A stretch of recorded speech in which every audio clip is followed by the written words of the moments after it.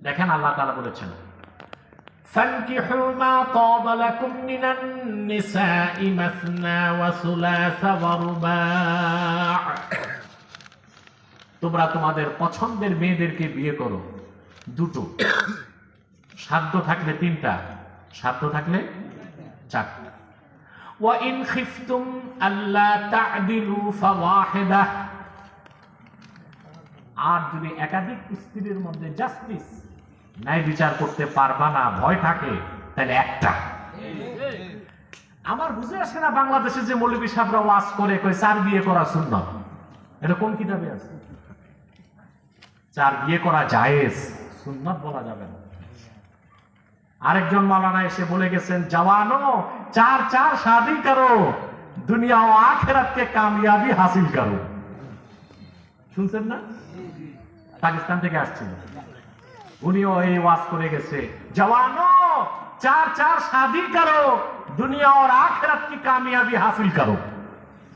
আমার দেশের যুবক তো মাওলানা সাহেব একটা বিয়ে করতে পারতেছে না, চারটা যে করবে, সংসারের খরচ কি আপনি করাচি থেকে পাঠাবেন নাকি?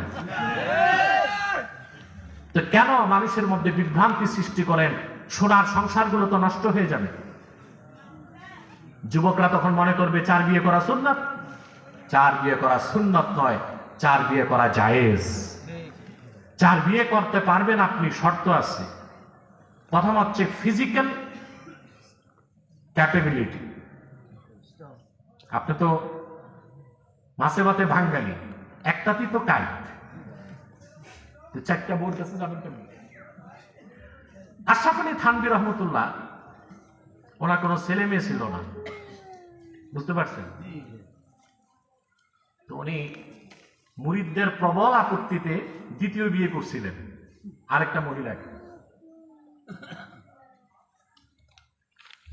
তো বুজুর্গ মানুষ তো, তার বউ তো ওইরকমই।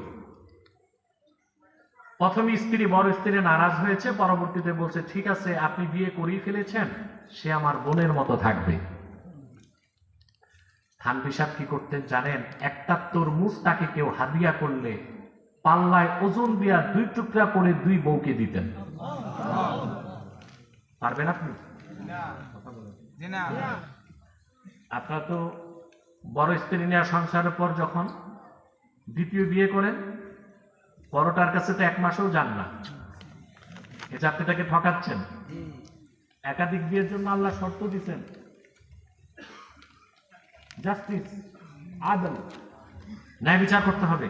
আল্লাহ বলে দিয়েছেন, ওয়া ইন খিফতুম আল্লা তা'দিলু ফাওয়াহিদা।